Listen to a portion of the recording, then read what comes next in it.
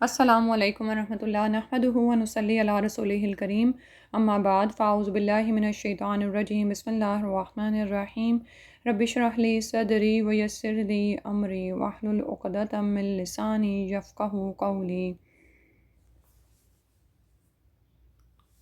سورہ الذاریات پارہ نمبر 26 ہے، اختتام ہو رہا ہے پارہ نمبر 26 کا۔ الحمدللہ شروع کرتے ہیں۔ بسم اللہ الرحمن الرحیم۔ والذاریات، قسم ہے ان ہواؤں کی، ذروا جو گرد و غبار اڑائے پھرتی ہیں، ٹھیک ہے، گرد و غبار اڑانے والیاں، گرد و غبار اڑانا، اس طرح سے اس کا ہوگا ترجمہ، کیونکہ مصدر آ رہا ہے تو مصدر کا مطلب ہے کہ زور دیا جا رہا ہے بات پر۔ تو قسم ہے ان ہواؤں کی جو گرد و غبار اڑائے پھرتی ہیں۔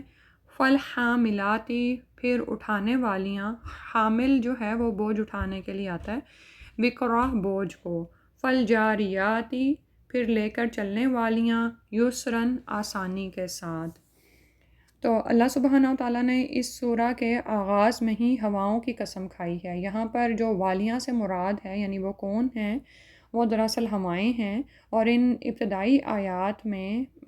4 قسم کی ہواؤں کا ذکر ہے، جو چوتھی آیت میں بھی دیکھ لیتے ہیں کیا آ رہا ہے۔ فالجاریاتی یسرا، تیسری آیت میں آ رہا ہے نا فالجاریاتی یسرا، پھر آ رہا ہے فالمقسماتی امرا، پھر تقسیم کرنے والیاں، امرن یعنی حکم کو، یعنی ایک بڑے کام یعنی بارش کی تقسیم کرنے والیاں ہیں۔ تو ان چاروں آیات میں مختلف قسم کی ہواؤں کا ذکر کیا گیا ہے، اور یہ اللہ سبحانہ و تعالیٰ کی دراصل معرفت کی نشانی ہے کہ دیکھو تو اللہ سبحانہ و تعالیٰ نے کس طرح سے یہ سب کچھ پیدا فرمایا ہے،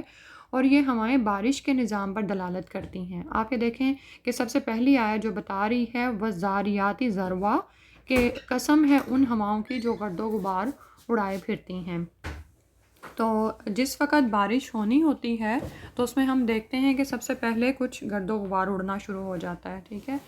اور پھر کیا ہوتا ہے کہ فالحاملاتی وقرا، کہ آسمان کے کسی کونے سے لاکھوں کروڑوں ٹنوں پانی اٹھانے والیاں آ رہی ہوتی ہیں، یعنی وہ ہوائیں ہوتی ہیں نا جو کہ بادل لے کر آ رہی ہوتی ہیں۔ فالجاریاتی یسرا، پھر ہم دیکھتے ہیں کہ ٹھنڈی اور نرم ہوائیں چلتی ہیں، اور لوگوں کو علم میں آ جاتا ہے کہ بارش کی خوشخبری آ رہی ہے، اور یہ وہ ٹھنڈی ہوائیں ہوتی ہیں جو دلوں کو راحت اور سرور بخشتی ہیں، ٹھیک ہے، یعنی ابھی بارش ہوئی نہیں ہوتی لیکن سکون پہلے ہی پہنچ جاتا ہے۔ پھر فالمقسمات امرا، پھر یہ ایک امر کو یعنی اللہ سبحانہ و تعالیٰ کے حکم کو تقسیم کرنے والی ہوتی ہیں۔ یہی ہوائیں بادلوں کو اٹھا کر ان علاقوں کی طرف لے جاتی ہیں جہاں پر اللہ تعالیٰ کو بارش برسانا منظور ہوتا ہے، اور جس قدر بارش برسانا منظور ہوتا ہے۔ اور بعض مفسرین نے فالجاریات یسرا سے کشتیاں بھی مراد لی ہیں جو دھیرے دھیرے چلتی ہیں، اور بعض نے اس سے سیارے بھی مراد لیے ہیں جو سبک رفتاری سے محو گردش رہتے ہیں،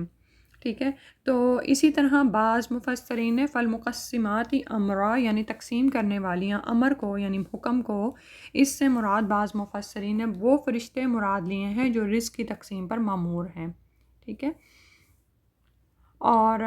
یعنی ان مفسرین کے نزدیک جن چیزوں کی قسم کھائی گئی ہے ان کی ترتیب نیچے سے اوپر کو ہے، یعنی گرد و غبار اڑانے والی ہوائیں تو سطح زمین پر چلتی ہیں، بادل اٹھانے والی ہوائیں سطح زمین سے کافی بلندی پر ہوتی ہیں، اور اسی طرح ستارے زمین سے بہت دور اور بلندی پر ہیں، اور فرشتے ان سے بھی زیادہ بلندی پر ہیں، ٹھیک ہے۔ تو لیکن ان تفاسیر میں اکثر مفسرین نے پہلی ہی تفسیر کو ترجیح دی ہے، یعنی یہاں پر ان ہواؤں کا ہی ذکر ہو رہا ہے جو بارش کے نظام پر دلالت کرتی ہیں، ٹھیک ہے۔ سبحان اللہ کہ کس طرح سے ساری آیات میں آپ ایک ایک کر کے دیکھیں کہ سب سے پہلے فرمایا والذاریات ذروا، قسم ہے گرد و غبار اڑانے والی ہواؤں کی، یعنی پہلے ایک دم سے آندھیاں سی چلتی ہیں نا، ٹھیک ہے، اور کیسے گرد و غبار اڑتا ہے اس میں، آپ کو اگر یاد ہو بیک ہوم میں۔ پھر فالحاملات وقرا، پھر بوجھ اٹھانے والیاں، بوجھ اٹھانا، اور وہ بوجھ کس چیز کا ہوتا ہے؟ پانی کا ہوتا ہے، ٹھیک ہے، یعنی ٹنوں منوں پانی سے بھرے ہوئے بادلوں کو یہ ہوائیں لے کر آ رہی ہوتی ہیں۔ پھر فالجاریات یسرا، پھر نرمی کے ساتھ چلتی ہیں، اور کہ ایسی کہ ان کے آنے کی راحت اور سرور انسان کو پہنچتا ہے، ٹھیک ہے۔ فالمقسمات امرا، پھر جہاں جہاں اللہ کا حکم ہوتا ہے اس کے مطابق یہ بارش برسا دیتی ہیں، ٹھیک ہے، اور ظاہر ہے ان پر فرشتے ہی مقرر ہیں، سبحان اللہ کہ اللہ کے حکم سے کیسے یہ سب نظام چل رہا ہوتا ہے۔ اچھا، ان تمام آیات میں ہواؤں کی قسم کیوں کھائی گئی ہے؟ جیسے کہ ہم جانتے ہیں کہ اللہ سبحانہ و تعالیٰ جب قسم کھاتے ہیں تو اس کے بعد کوئی بڑی بات بیان ہو رہی ہوتی ہے، ٹھیک ہے؟ تو یعنی یہ حق ہے سب کچھ جو تمہیں نظر آ رہا ہے کہ اس طرح ہوائیں چلتی ہیں اور اس طرح بارش کا نظام سارا ہوتا ہے۔ کس بات پر قسم کھائی گئی؟ انما توعدون لصادق، بے شک تم جو وعدہ دیے جاتے ہو، جس چیز کی تمہیں بتایا جا رہا ہے، لصادق ضرور واقعہ ہونے والا ہے۔ اور یہاں پر یہ بھی ہو سکتا ہے تو ادونا، یعنی جس چیز کا تمہیں خوف دلایا جا رہا ہے، جس چیز کی تمہیں وعید دی جا رہی ہے، وہ ضرور واقعہ ہونے والا ہے۔ اور وہ وعدہ کیا ہے جو ان سے کیا گیا تھا؟ وعدہ آخرت، جنت کا بھی، دوزخ کا بھی، یا پھر اسی طرح ثواب یا عذاب کا، ٹھیک ہے؟ اور یعنی کہنے کا مطلب یہ ہے کہ آپ یہ دیکھو کہ زمین پر بارش کے نظام پر ہی ساری زندگی کا دور و مدار ہے۔ اگر بارش کا نظام ہی رک جائے تو کوئی بھی زیرو زمین پر زندہ نہیں رہ سکتا، ٹھیک ہے؟ تو اس پورے نظام کو بطور شہادت پیش کر کے دعویٰ کیا جا رہا ہے کہ تم سے جو آخرت کا وعدہ کیا گیا ہے وہ برحق ہے، ٹھیک ہے؟ کائنات میں جو کچھ بھی ہو رہا ہے اور یہ بارش کا جو بھی نظام چل رہا ہے، یہ کوئی بھی ایسی چیز نہیں ہے جو عبث ہو اور کوئی مفید نتیجہ نہ نکالتی ہو۔ سوری، یعنی اللہ سبحانہ تعالیٰ نے جو کچھ بھی پیدا کیا بمقصد پیدا کیا ہے، ٹھیک ہے؟ اور یعنی ہم دیکھتے ہیں کہ جیسے انسان کو عقل اور تمیز دی گئی ہے اور اس سے کائنات کی بے شمار چیزوں پر تصرف بخشا گیا ہے، تو اس سب میں جو ہے کیا ہے؟ ایک مقصد نظر آتا ہے۔ بالکل اسی طرح اس دنیا سے فائدہ اٹھا کر ہم نے جب مٹی ہو جانا ہے تو صرف مٹی نہیں ہوئے رہنا، ٹھیک ہے؟ یعنی اگر یہی مقصد، یہ کیا مقصد ہوا کہ بس پیدا کیے جائیں انسان کو، وہ چاہے اچھا کریں یا برا کریں، اور ان کو ان کے اعمال کی جزا اور سزا نہ دی جائے؟ ایسا تو نہیں ہو سکتا، ٹھیک ہے؟ تو اللہ سبحانہ تعالیٰ نے انسان کو پیدا کیا، اس کو اتنے زیادہ انعامات عطا کیے، اس کو سارے زمین پر حکومت عطا کر دی، ٹھیک ہے؟ یعنی آپ یہ دیکھیں کہ ساری کائنات کی مخلوقات انسان کے لیے جو ہیں وہ مسخر کر دی گئی ہیں، حتیٰ کہ سورج، چاند، ستارے بھی ہم دیکھتے ہیں کہ ہمارے لیے کس طرح سے وہ نکلتے ہیں اور اپنے اپنے کام پر لگے ہوئے ہیں، ٹھیک ہے؟ تو اس تمام کا کوئی آخر میں کوئی نتیجہ بھی ہونا ہے، اور وہاں پر کیا ہوگا کہ اچھے اعمال کرنے والوں کو جزا ملے گی اور برے اعمال کرنے والوں کو سزا ملے گی۔ یعنی لوگوں سے ان کے اعمال کا پوچھا جائے گا، پوچھ ہو کر رہے گی، تم جو وعدہ کیے جاتے ہو وہ ضرور سچا ہے۔ وَإِنَّ الدِّينَ لَوَاقِعٌ، اور بے شک جزا و سزا کا دن ضرور واقعہ ہونے والا ہے، یعنی یہ تو ہو کر رہے گا۔ پھر اس کے بعد فرمایا، پھر قسم کھائی گئی وَالسَّمَاءِ ذَاتِ الْحُبُكِ، قسم ہے آسمان کی جو کہ جالدار راستوں والا ہے، ٹھیک ہے؟ اب جالدار راستوں والا ہے کہ یہاں پر مختلف سیارے ہیں اور جن کی گزرگاہیں ہیں وہاں پر آسمانوں میں، کوئی دائیں کو چلا جاتا ہے، کوئی بائیں کو جاتا ہے، کوئی شمال کو، کوئی جنوب کو، ٹھیک ہے؟ یعنی ہر طرف اس طرح سے ایک گزرگاہیں بن گئی ہیں، اور اسی طرح سے فرشتوں کی بھی گزرگاہیں ہیں جو آسمان میں بنی ہیں۔ تو اسی لیے اس کو فرمایا گیا کہ ایسے جالدار راستوں والے آسمان کی قسم۔ اور اب یہ قسم کس پر کھائی گئی ہے؟ انکم لفی قول مختلف، بے شک تم ضرور ایک بات میں ہو مختلف جو جھگڑنے والی ہے، یعنی تمہاری بات بھی ایک دوسرے سے مختلف ہے۔ جیسے یعنی آسمان میں مختلف طرح کے جالدار راستے ہیں، اور تم لوگ بھی قیامت اور آخرت کے بارے میں طرح طرح کی باتیں بول رہے ہو، ٹھیک ہے؟ لیکن جو سعادت مند ہوگا وہ اس کو مان جائے گا، وہ کائنات کی نشانیوں سے ہی اللہ کی معرفت پا لے گا اور اس نتیجے پر پہنچ جائے گا کہ ضرور اس زمین کا کچھ انجام ہونے والا ہے، ٹھیک ہے؟ اور اس پر رہنے بسنے والوں کے اعمال کا بھی ضرور امتحان ہوگا، ٹھیک ہے؟ اور لیکن کون اس سے پھرے گا؟ یؤفکو، پھیرا جاتا ہے، انہو، اس سے، من افک، جو پھیرا جاتا ہے، یعنی حق سے تو وہی برگشتہ ہوتا ہے جو حق سے پھرا ہوا ہوتا ہے، ٹھیک ہے؟ ایسا شخص ہی بدقسمت ہے نا کہ جس نے کائنات میں پائی جانے والی ان بے شمار نشانیوں سے اللہ ہی کو نہ پہچانا، ٹھیک ہے؟ یعنی آپ یہ دیکھیں کہ آج کل بڑے بڑے سائنسدان ہیں، ریسرچرز ہیں، لیکن اتنی تعلیم کے باوجود وہ اللہ کی ہستی کو نہیں پہچان پاتے، تو یہ سب کچھ بیکار ہے۔ تو ایسا شخص جس نے اپنے اوپر خیر و سعادت کی تمام راہیں ہی بند کر دی ہوں، یعنی کوئی اس کو بتا رہا ہے کہ آخرت کی نعمتیں ابدی ہیں اور اس دنیا میں اچھا عمل کر کے اور اللہ اور آخرت پر ایمان لا کر تم ان کو پا سکتے ہو، لیکن اس کے باوجود وہ اس کا تسلیم نہیں کرتا، تو اس سے تو جھگڑنا ہی حماقت ہے کہ وہ تو پھیر دیا گیا ہے، کیونکہ اگر وہ آسمان کے نظم و نسق میں غور و فکر کرتا تو اسے یقین ہو جاتا کہ یہ برحق ہے اور وہ اس کے بارے میں جھگڑتا نہیں۔ تو اللہ تعالیٰ نے فرمایا قتل الخراسون، مارے گئے اٹکل دوڑانے والے، یعنی قیاس اور گمان سے حکم لگانے والے، ٹھیک ہے، یعنی وہ لوگ جو کہ عقیدہ آخرت کے منکر ہیں، ان کے پاس کوئی بنیاد نہیں ہے اس جھٹلانے کی، اور اور پھر یہ کہ وہ واضح نظر آنے والی نشانیوں کا انکار کرتے ہیں، دلائل کا انکار کرتے ہیں، اور یہ ان کا محض گمان ہے، قیاس ہے، ان کے پاس کوئی باقاعدہ دلیل نہیں ہے۔ تو ایسے لوگ کیا ہے؟ مارے گئے۔ الذین ہم فی غمرۃ ساہون، یہ وہ لوگ ہیں جو غفلت میں بھولے ہوئے ہیں، جہالت میں غرق ہیں، غفلت میں مدہوش ہیں، یعنی دنیا کی دلچسپیوں میں، اس کے دھندوں میں مست ہیں، اور دنیا کی محبت اس طرح سے ان کے دلوں میں رچ بس گئی ہے کہ ان کو اس سے آگے نظر ہی نہیں آتا۔ حالانکہ آپ یہ دیکھیں کہ ہمارے ارد کتنے بے شمار انسان ہیں، پیدا ہوتے ہیں، پھر بیمار ہوتے ہیں، اس کے بعد مر جاتے ہیں، ٹھیک ہے، بوڑھے ہوتے ہیں، مر جاتے ہیں۔ ہم میں سے کون ہے جو اس زمین پر ہمیشہ کے لیے رہنے والا ہے اور اس دنیا کی نعمتوں کو ہمیشہ ہمیشہ کے لیے استعمال کرنے والا ہے؟ ٹھیک ہے، تو انسان واقعی دھوکے میں پڑا ہوا ہے، غفلت میں مست ہے۔ اس کو یہ جس وقت اس کے پاس طاقت ہوتی ہے اور اس کے پاس مال ہوتا ہے، صحت ہوتی ہے، تو وہ ایک نشے میں مبتلا ہوتا ہے، مغرور اور متکبر ہوتا ہے، اور یہ بھول جاتا ہے کہ یہ نعمتیں اس کے پاس ہمیشہ نہیں رہنے والی، ٹھیک ہے، یعنی انسان دوسروں کو دیکھ کے بھی سبق نہیں پکڑتا اور اپنے انجام کو بھولے رہتا ہے۔ تو یہ لوگ جو آخرت سے بالکل بے فکر اور بے نیاز بنے ہوئے ہیں، تو ان کا ہی یہ حال ہے کہ بجائے یہ کہ آخرت کی کچھ تیاری کرتے، الٹا آگے سے جھگڑتے ہیں، کہتے ہیں یسالونا، وہ سوال کرتے ہیں، وہ پوچھتے ہیں ایانا، کب ہوگا، یوم الدین، جزا و سزا کا دن، یعنی بجائے اس پر ایمان لے آئیں، وہ جیسے ازراہ تمسخر ایسا سوال کرتے ہیں کہ اچھا جس قیامت سے ہمیں ڈراتے ہو وہ کب آئے گی، ٹھیک ہے۔ اب یہ دیکھیں کہ جو شخص مان جاتا ہے نا، ایمان لے آتا ہے، تو وہ ایسی باتیں نہیں کرتا، پھر تو وہ اٹھ کے اس کی تیاری میں لگ جاتا ہے نا۔ لیکن جو شخص شک و شبے میں پڑا ہوا ہے اور وہ جو ماننا نہیں چاہ رہا، تو وہ اس کو جھٹلانے کے لیے مختلف طرح کی مذاق کے طور پر باتیں نکالتا ہے، کہتے کہ کب آئے گا قیامت کا دن۔ فرمایا وہ دن تو وہ ہے، اس دن تم یعنی کیا کر سکو گے اپنے لیے، یوما، جس دن ہم وہ علی الناری، آگ پر، یفتنون، الٹے سیدھے پڑیں گے، استغفر اللہ، یعنی اس پر تپائے جائیں گے، ٹھیک ہے، اور جو کچھ بھی ان کے ساتھ وہ یعنی لگا ہوا تھا کھوٹ، وہ ان کو بتایا جائے گا کہ دیکھو تم کس حق کو جھٹلاتے تھے اور کس باطل میں تم پڑے ہوئے تھے۔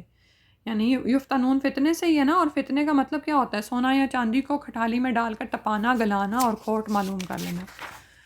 تو اب یہاں پر یہ عموماً جو ہے فتنہ دراصل آزمائش کے معنوں میں آتا ہے، اور جس میں سختی بھی پائی جاتی ہے، اور اکثر یہ برے معنوں میں استعمال ہوتا ہے۔ تو یہاں پر وہی ہے کہ یعنی آگ پر الٹے پلٹے کیے جائیں گے، آزمائش دیے جائیں گے، دکھ رنج رسوائی میں، شرارت میں پڑے ہوں گے، عبرت عذاب اور ایک مرض میں پڑ جائیں گے، ٹھیک ہے، استغفر اللہ توب الیہ۔ اور ان کو کہا جائے گا ذوقو، چکھو، فتنتکم، اپنی شرارت، اپنے فتنے کا مزہ، یعنی وہ جو تم دنیا میں پڑے ہوئے تھے باطل میں اور تم جھٹلاتے تھے حق کو، اور اسی فتنے میں تم پڑے رہے، تو اس کا مزہ چکھو۔ اب اس کے بدلے میں جو تمہیں سزا دی جا رہی ہے نا، جن باطل خیالات پر تمہارے دل کی موت واقع ہو گئی، اور وہ اب تمہارے ساتھ ہی لگے ہوئے ہیں، کیونکہ آخرت میں جزا وہی ملے گی نا، بدلہ وہی ملے گا جس طرح کا عمل انسان نے کیا ہوگا۔ اور کہا جائے گا ھذا الذی، یہ ہے وہ جو کنتم تھے تم بھی، اس کو تستعجلون، تم اس کو جلدی مچا رہے تھے۔ یعنی جیسے ابھی آیا نا کہ جب ان کو بتایا جاتا کہ قیامت کا دن آتا ہے، تو وہ کہتے اچھا بتاؤ تو وہ کب آئے گا۔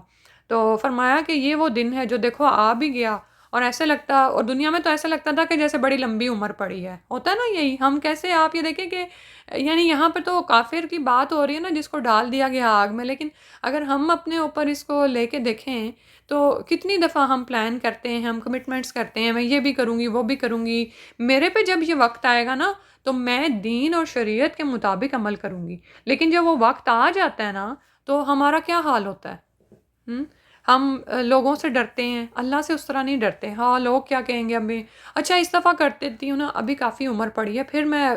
کر لوں گی، پھر توبہ کر لوں گی۔ یا پھر یہ کہ ہم دین کو سیکھنا چاہتے ہیں، لیکن ارد گرد ظاہر ہے ساری آزمائشیں ساتھ ساتھ ہی ہیں نا، بچے بھی ہیں، بچے تو ہر عمر میں ہی ایک چیلنج ہوتے ہیں، ان کا کوئی نہ کوئی کام آپ کو لگا ہی رہتا ہے، یا بعض اوقات ازواج ہوتے ہیں تو، اور یا پھر ماحول ہوتا ہے، آپ کے پیئرز ہوتے ہیں، کوئی بھی چیز آپ کے لیے آزمائش ہوتی ہے۔ لیکن انسان کا کیا حال ہے کہ وہ اس آزمائش کو ہی لے کے بیٹھ جاتا ہے اور کہتا ہے کہ اچھا ابھی تو ذرا وقت ہے نا، کر لیں گے بعد میں، یہ ہے صورتحال ہے نا۔ تو اور لگتا ہے کہ قیامت بڑی دور ہے، تو یہ وہ ازراہ مذاق کہتے تھے اچھا پھر لے آؤ جو بھی قیامت ہے تم ہمارے سامنے لے آؤ، تو ان کو وہاں پر پھر کہا جائے گا یہ ہے جس چیز کی تم جلدی مچاتے تھے، بڑی دور لگتی تھی نا، دیکھو آج کیسے آ گئی وہ۔ ان المتقین، اب اس کے برعکس دوسرا کرو جو کہ مان جاتا ہے، حق کو مان جاتا ہے، اللہ کی معرفت پہچان جاتا ہے، اس کائنات سے نتیجہ اخذ کر لیتا ہے کہ اس کائنات کا اختتام ہونے والا ہے اور میں مر کر ایسے ہی چھوڑ نہیں دیا جاؤں گا، بلکہ مجھے اٹھا کر میرے عمل کی جزا و سزا ملے گی۔ اور یہ وہ لوگ ہیں جو مان جاتے ہیں، ڈر جاتے ہیں، متقی ہیں۔ تو متقی لوگ کہاں ہوں گے؟ فی جنات، باغات میں، وعیون، اور چشموں میں ہوں گے۔ سبحان اللہ، سبحان اللہ، یعنی آپ یہ دیکھیں کہ دنیا میں یہ ان چیزوں کی محبت میں نہیں پڑے اور آخرت کے لیے تیاریاں کرتے رہے، تو وہاں پر ابدی نعمتیں ہیں، ابدی باغات ہیں، اور پھر چشمے ہیں۔ آخذینہ، وہ لینے والے ہوں گے، ما آتاہم ربہم، جو ان کا رب انہیں دے گا۔ انہم، بے شک وہ، کانو تھے وہ، قبل ذالکہ، اس سے پہلے، محسنین، وہ نیکوکار تھے۔ اب یہاں پر یہ بتایا گیا ہے کہ ان کی کیا صفات تھیں جو ان کو جنات میں لے گئیں، باغات میں لے گئیں، کیونکہ ہر چیز کی کوئی قیمت ہوتی ہے نا، تو ان باغات کی قیمت کیا ہے کہ وہ اس سے پہلے احسان کرنے والے تھے، نیکوکار تھے۔ سبحان اللہ، اور وہ نیکوکار کی صفات مزید بھی آگے بیان کی گئی ہیں۔ تو سب سے پہلے تو احسان کو ہی دیکھ لیتے ہیں نا، اللہ کے معاملے میں احسان کیا ہے کہ ہم ایسے اللہ کی عبادت کریں، ایسے اپنے شب و روز بسر کریں جیسے ہم اللہ کو دیکھ رہے ہیں، اگر ہم یہ نہیں کر سکتے تو یہ خیال رکھیں کہ اللہ سبحانہ وتعالیٰ ہمیں دیکھ رہے ہیں۔ اور دو ہی حقوق ہیں نا، ایک ہم حقوق اللہ ہیں اور ایک حقوق العباد ہیں۔ تو بندوں کے حقوق میں کیا دیکھا جائے گا کہ ہم بندوں کے ساتھ وہ معاملہ کر رہے ہیں جو ہم اپنے لیے پسند کرتے ہیں، ٹھیک ہے، تو یہی احسان ہے۔ تو کیا ہے ایسی صورتحال؟ تو متقین کا حال کیا ہوتا ہے کہ وہ محسنین ہوتے ہیں، اور آپ یہ دیکھیں کہ محسن جو ہوتا ہے نا، اس کو اپنے جان کی لالچ نہیں پڑی ہوئی ہے، اس کو اپنے ذات کا شح نہیں ہے، بخیلی نہیں ہے، اس کے اندر کنجوسی نہیں ہے،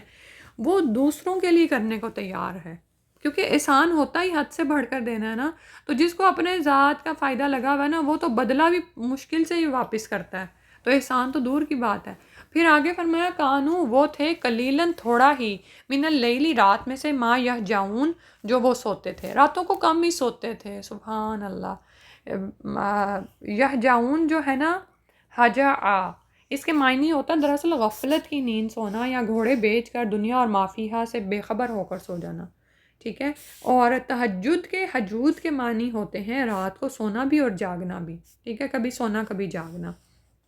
یعنی یہ لغتیں ازداد میں سے ہے۔ تو اس آیت سے جو معلوم ہوتا ہے وہ یہ ہے کہ متقین، محسنین رات کا کم ہی حصہ سوتے ہیں، اللہ کی یاد سے غافل نہیں ہوتے، گھوڑے بیچ کر صرف بے غفلت میں سو نہیں جاتے، بلکہ سوتے ہیں پھر اٹھ جاتے ہیں، پھر تہجد ادا کرتے ہیں، پھر اگر سوتے ہیں تو پھر فجر کے لیے اٹھ جاتے ہیں۔ سبحان اللہ، اور پھر ان معاملات پر وہ تکبر نہیں کرتے ہیں، وبالاسحاری، اور صبح کے وقت، اسحار کے، سحر کے وقت، یعنی جو تہجد کا وقت ہوتا ہے، ہم یستغفرون، وہ بخشش طلب کرتے ہیں۔ تو اگر ہم چاہتے ہیں کہ ہم متقین ہوں، محسنین ہوں، تو یہ صفات اپنے اندر دیکھیں کہ کیا رات کو اٹھنے کی عادت ہماری ہے۔ ایسا تو نہیں ہے کہ رمضان گزرا اور ساتھ ہی عادت بھی ختم ہو گئی، یا پھر یہ کہ الضحیٰ کے کچھ دن تھے تو ہم نے اس میں اپنی عادت بنائی۔ آپ یہ دیکھیں کہ رمضان میں 30 دن ہوتے ہیں، کسی عادت کو پختہ کرنے کے لیے 30 دن کافی ہوتے ہیں، تو پھر جب آپ کی عادت پختہ ہو جائے نا، تو پھر اس پر دوام اختیار کر لیا کریں، اللہ سبحانہ وتعالیٰ ہم سب کو عطا فرمائے نا۔ اور پھر یہ کہ زیادہ مانگا بھی نہیں گیا، کم از کم 10 آیات کے ساتھ ہی رات کو انسان قیام کر لے، اور بڑا ہی خوبصورت وقت ہوتا ہے کہ انسان کا اپنے رب کے ساتھ ایک الگ ہی رابطہ اور تعلق بن جاتا ہے نا۔ وہ اخلاص، خشوع اور خضوع جو سارے دن میں ہماری دعاؤں میں نہیں آ پاتا، وہ رات کی ایک گھڑی میں مل جاتا ہے، اور صرف ایک فکرے میں ہی نا، کیونکہ یہاں پر آ رہا ہے کہ وہ بالاسحار هم یستغفرون، کہ وہ سحر کے وقت استغفار کرتے ہیں۔ اصل میں چیز ہمیں کیا چاہیے؟ استغفار ہی، کہ اللہ ہمیں بخش دے، ہمیں معاف فرما دے۔ وفی اموالہم، اور ان کی صفت کیا ہے کہ ان کے مالوں میں حق ہے، للسائلی، سوالی کے لیے، والمحروم، اور تنگ دست کے لیے۔ ان کے مالوں میں جو حق ہے سائل اور محروم کے لیے، وہ ادا کرتے ہیں، ٹھیک ہے۔ اور اس سے محض زکوٰۃ ہی مراد نہیں ہے، بلکہ صدقات یا جو بھی، اور یہ تو تلاش میں رہتے ہیں محتاجوں کے، بیوہ عورتیں ہوں، مریض معذور ہوں، جو کما نہ سکتے ہوں، عیالدار ہوں مگر مانگنے سے ہچکچاتے ہوں، یہ ان کو دیتے ہیں۔ اور یہ نہیں کہ ان پر نعوذ باللہ احسان دھرتے ہیں یا اس کو حق سمجھ کر نہیں ادا کرتے، بلکہ یہ سمجھتے ہیں کہ یہ ہمارے مالوں میں ان کا حصہ رکھ دیا گیا ہے، ٹھیک ہے۔ سبحان اللہ۔ آپ یہ دیکھیں نا کہ پیچھے بھی جو ان کی صفت بیان ہوئی ہے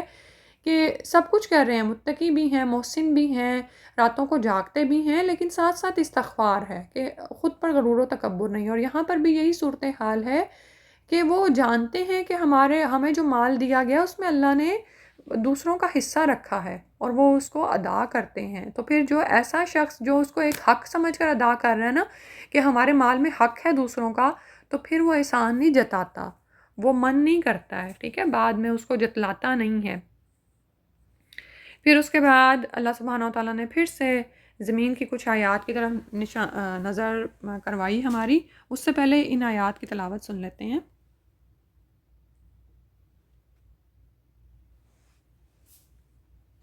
بسم اللہ الرحمن الرحیم، والذاریات ذروا، فالحاملات وقرا، فالجاریات یسرا، فالمقسمات امرا، انما توعدون لصادق، وان الدین لواقع، والسماء ذات الحبك، إنكم لفي قول مختلف، يؤفك عنه من أفك، قتل الخراصون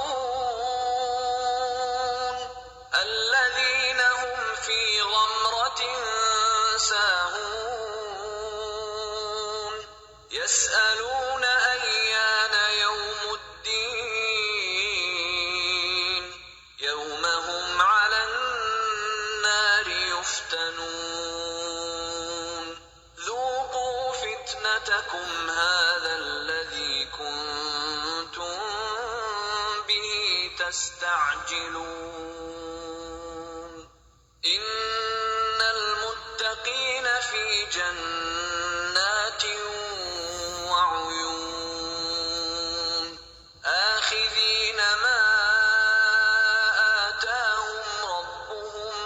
إنهم كانوا قبل ذلك محسنين،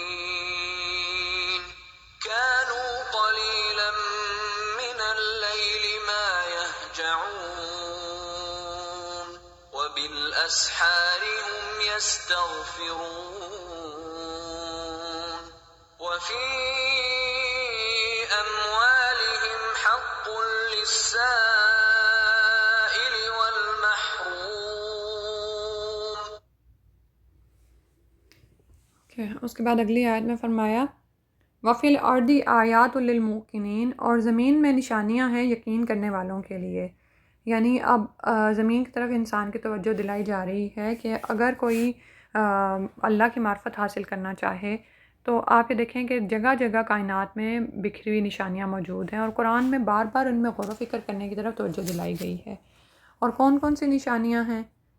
کہ جیسے آگے فرمایا وفی انفسکم، اور تمہارے اپنے نفسوں میں بھی نشانیاں ہیں، افلا تبصرون، کیا تم دیکھتے نہیں ہو، ٹھیک ہے۔ اور ہمارے نفسوں کا بھی تعلق زمین کے ساتھ کتنا زیادہ ہے نا، آپ یہ دیکھیں کہ دن اور رات کی جو گردش ہو رہی ہے، موسموں کی تبدیلی ہے، ان میں تدریج کا دستور ہے، بارش کا پورا نظام، اور ہم دیکھتے ہیں کہ ان تمام سے کیا ہوتا ہے کہ زمین مردہ پڑی بھی ہوتی ہے تو پھر وہ زندہ ہو جاتی ہے اور مختلف قسم کے نباتات، غلے، پھل اگاتی ہے، اور اسی پیداوار سے ساری مخلوق کے رزق کی فراہمی ہوتی ہے، ٹھیک ہے؟ انسان بھی کھاتے ہیں، جانور بھی، اور چوپائے بھی کھاتے ہیں۔ تو تمہارے اپنے نفسوں کے اندر جو ہیں وہ بھی نشانیاں ہیں، اور پھر اسی طرح آپ یہ دیکھیں کہ زمین کو انسانوں کے لیے مسخر کر دیا گیا ہے نا،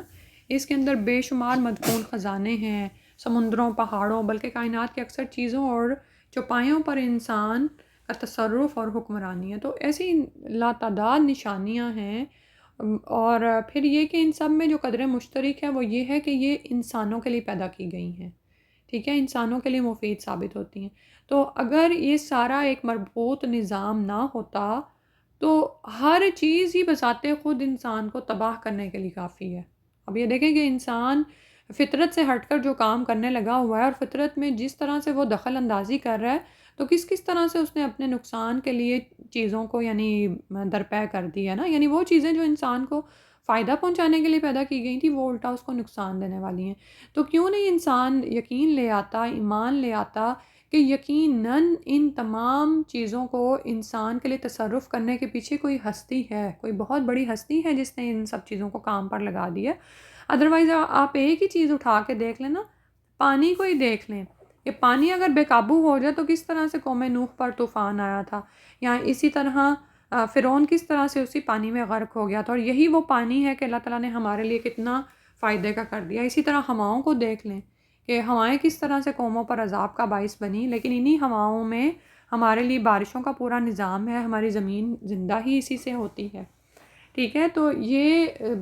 کائنات کا نظم و نسق جو ہے، یہ اس سے ایک مفید نتیجہ انسان برآمد کرے، اور وہ کیا ہے کہ انسان آخرت پر ایمان لے آئے۔ پھر فرمایا وفی انفسکم، اور تمہارے اپنے نفسوں میں نشانیاں ہیں، افلا تبصرون، کیا تم غور و فکر نہیں کرتے، تم دیکھتے نہیں ہو کہ تمہارے تو اپنی جسم کے اندر ایک چھوٹی سی مشین لگی ہوئی ہے، کیسے تم کھانا کھاتے ہو اور وہ اس کا ایک پورا سائیکل چلتا ہے، معدہ انسان کا چکی کی طرح کام کرتا رہتا ہے، اور پھر اس میں سے فائدہ مند چیزوں کو انسان کے جسم کو لگا دیتا ہے، اور جو بیکار فضلات ہوتے ہیں وہ انسان کے جسم سے باہر نکل جاتے ہیں۔ سبحان اللہ، یعنی حیرت ہے کہ کیسے، یعنی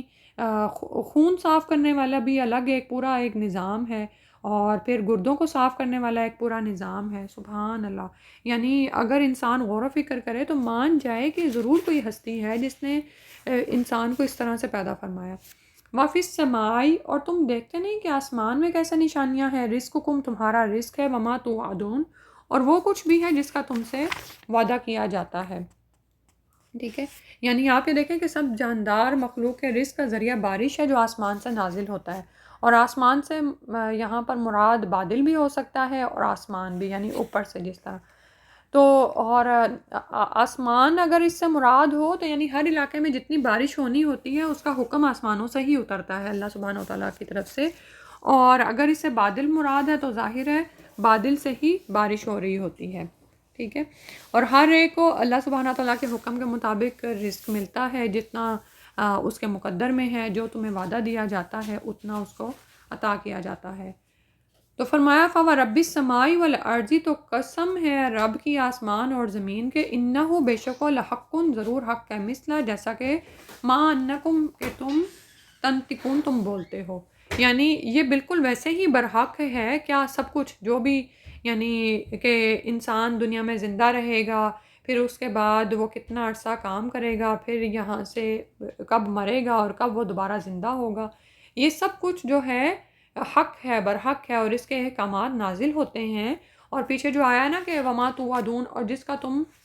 وعدہ کیے جاتے ہو، یعنی یہ سب کچھ جون سا ہے ایک مقرر شدہ ہے، اور یہاں پر پچھلی آیت میں وعدے سے مراد وعدہ قیامت، حشر نشر، محاسبہ، باز پرس، جزا و سزا، اور جنت و دوزخ بھی ہے، ٹھیک ہے؟ اور ان کے رونما ہونے کا وعدہ آسمانی کتابوں میں دے دیا گیا ہے، یعنی قیامت اور اس سے متعلقہ امور کے سب فیصلے عالم بالا ہی سے ہوتے ہیں، ٹھیک ہے؟ تو یہ بالکل سچ ہے، اِنَّهُ لَحَقٌ مِثْلَ مَا أَنَّكُمْ تَنطِقُونَ، یہ آسمان و زمین کے رب کی قسم کھا کر اللہ سبحانہ و تعالیٰ نے فرمایا کہ یہ سب کچھ برحق ہے، بالکل اسی طرح سے جیسے تم بولتے ہو، یعنی مطلب جیسے تمہیں اپنے بولنے میں کوئی شک شبہ نہیں ہے نا، تو اس کلام میں بھی کسی شک شبے کی گنجائش نہیں ہے، قیامت ضرور قائم ہوگی، آ کر رہے گی، تمہارے اعمال کا محاسبہ کیا جائے گا اور تمہیں واقعی قرار واقع سزا دی جائے گی۔ پھر اب اس کے بعد اللہ سبحانہ و تعالیٰ نے قیامت کی نشانیوں سے ہمیں سمجھانے کی کوشش کی ہے۔ اس سے پہلے جو آیات ہم نے کی ہیں ان کی تلاوت سنتے ہیں۔ وفي الأرض آيات للموقنين وفي أنفسكم أفلا تبصرون وفي السماء رزقكم وما توعدون فورب السماء والأرض إنه لحق مثل ما أنكم تنطقون۔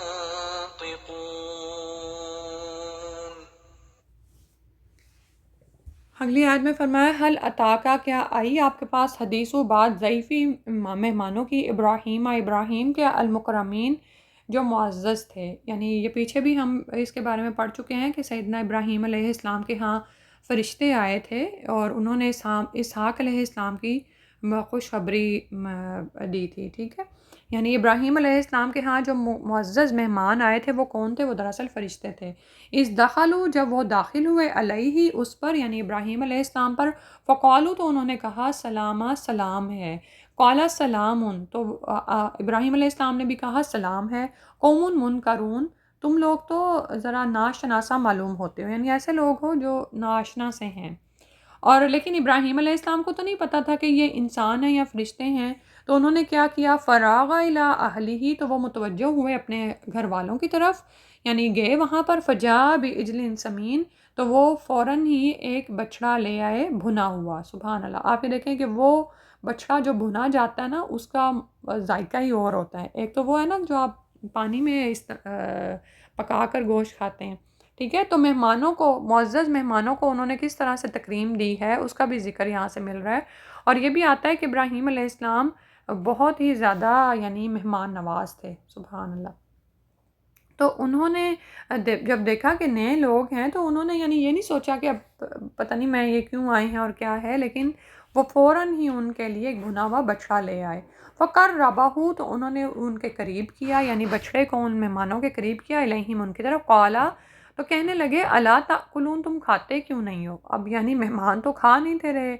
تو انہوں نے پوچھا کہ تم کھاتے کیوں نہیں؟ فَأَوْجَسَ مِنْهُمْ خِیفَةً، تو پھر انہوں نے خوف محسوس کیا ان سے، ابراہیم علیہ السلام نے، کیونکہ آپ یہ دیکھیں کہ جب کوئی کھانے کی طرف ہاتھ نہ بڑھائے تو اس کا یہ مطلب ہوتا ہے کہ شاید وہ کسی بری نیت سے آیا نا،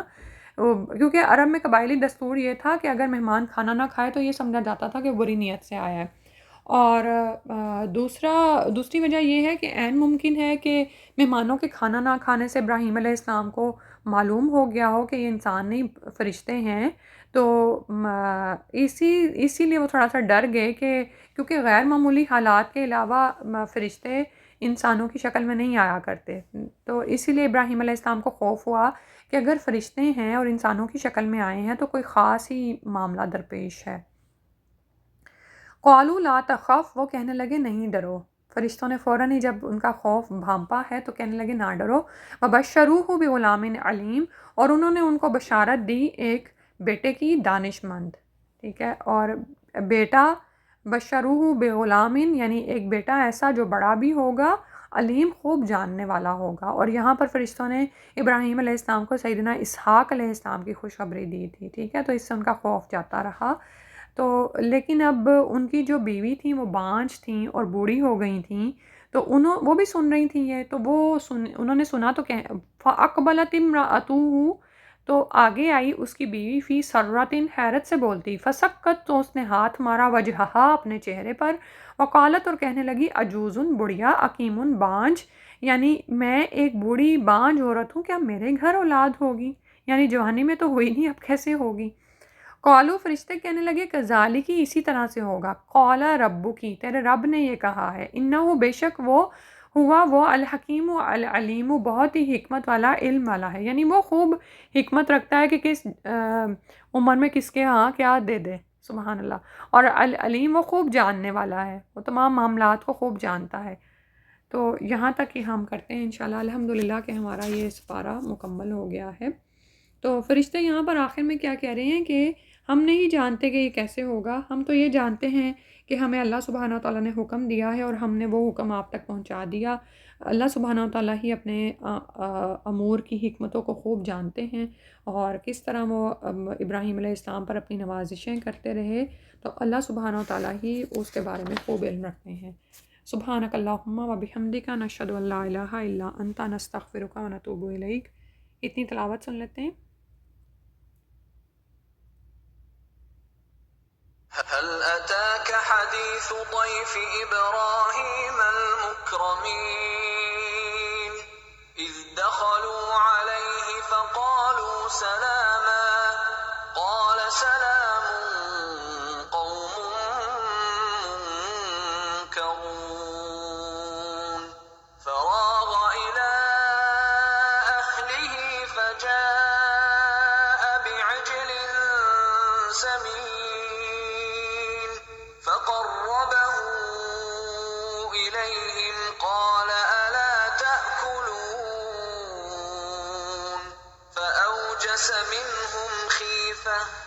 قالوا لا تخف وبشروه بغلام عليم فأقبلت امرأته في صرة فصكت وجهها وقالت عجوز عقيم قالوا كذلك قال ربك إنه هو الحكيم العليم. السلام علیکم ورحمۃ اللہ.